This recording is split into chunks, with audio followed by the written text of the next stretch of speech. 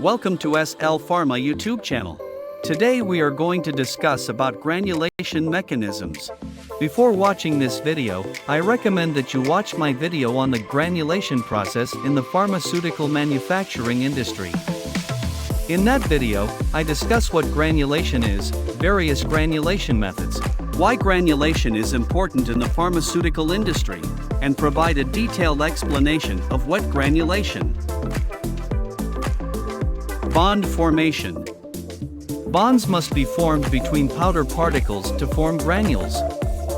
They adhere, and these bonds must be sufficiently strong to prevent breakdown of the granule to powder in subsequent handling operations. In this video, I will primarily discuss particle bonding mechanisms. Granules are formed by the binding together of powder particles. Sufficiently strong bonds must be formed between particles so that they adhere and do not break.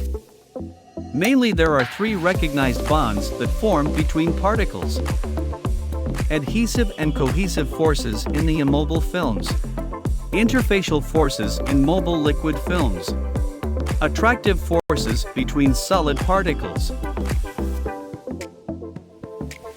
Adhesive and cohesive forces in the immobile films.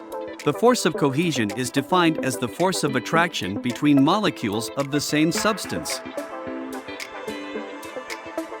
The force of adhesion is defined as the force of attraction between different substances, such as glass and water.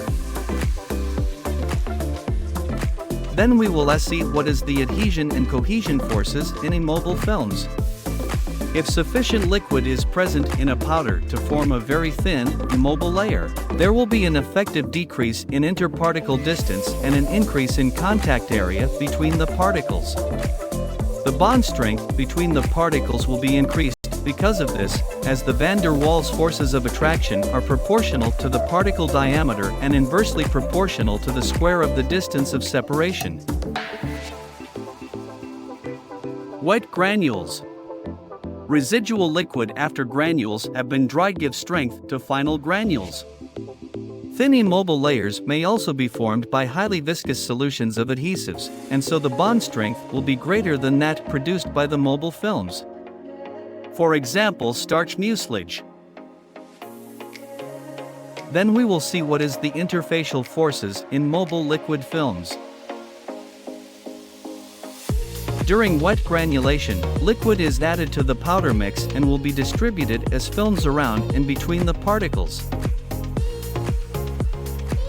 There are three states of water distribution between particles: pendular state, funicular state, and capillary state.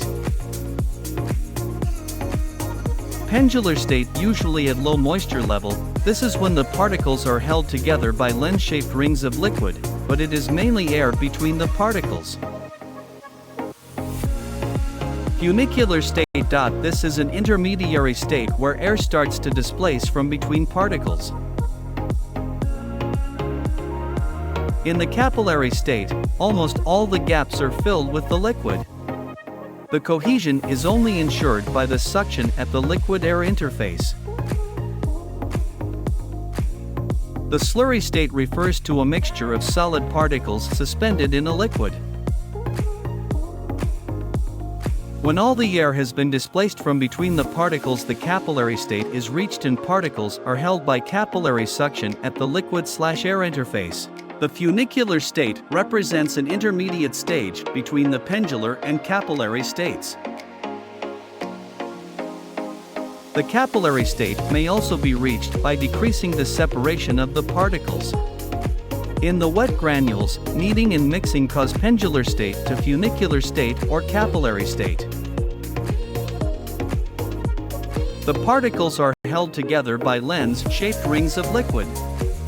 These cause adhesion because of the surface tension forces of the liquid/air interface and the hydrostatic suction pressure in the liquid bridge.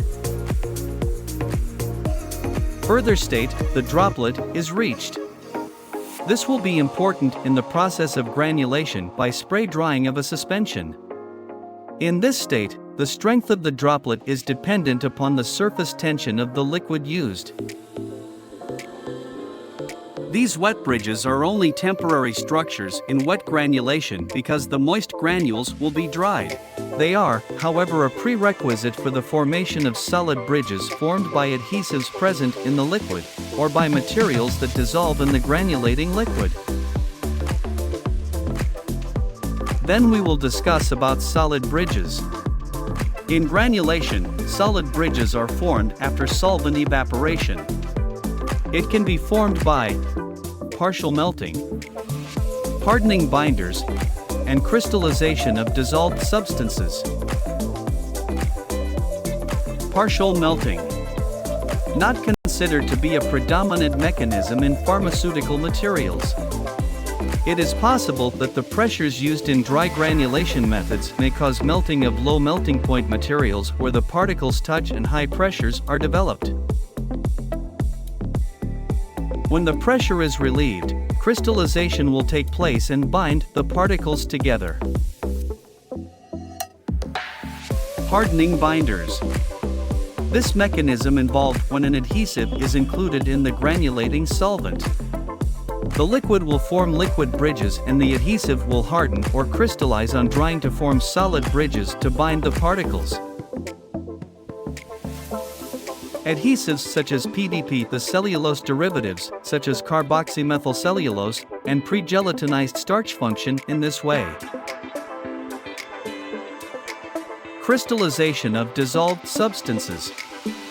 The solvent used to mass the powder during wet granulation may partially dissolve one of the powdered ingredients.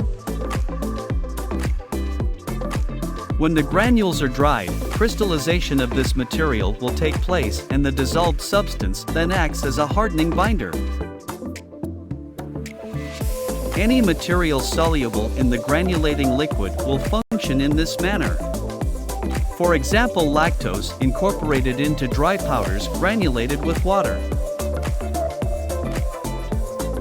Then we will see attractive forces between solid particles. In the absence of liquids and solid bridges formed by binding agents, there are two types of attractive force that can operate between particles: electrostatic forces and van der Waals forces. Electrostatic forces are attractive or repulsive forces between particles that are caused by their electric charges. Electrostatic forces may be important in causing powder cohesion and the initial formation of agglomerates. For example, during mixing. In general, they do not contribute significantly to the final strength of the granule.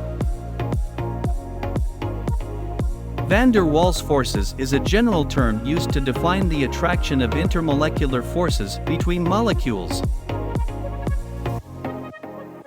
Van der Waals forces are about 4 orders of magnitude greater than electrostatic forces and contribute significantly to the strength of granules produced by dry granulation.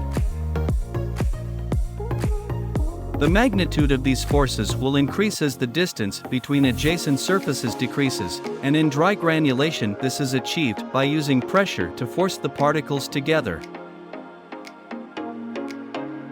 Then we will see mechanical interlocking. The mechanical interlocking theory of adhesion states that good adhesion occurs only when an adhesive penetrates into the pores, holes, and crevices, and other irregularities of the adhered surface of a substrate and locks mechanically to the substrate. The adhesive must not only wet the substrate but also have the right rheological properties to penetrate pores and openings in a reasonable time. Now that you've learned about granulation mechanisms, this is part 1 of the series. If you're interested in part 2 or have any comments, please leave them in the comments section. If you want to know about pharmaceutical manufacturing things, please subscribe my channel and hit the bell button. So see you in next video.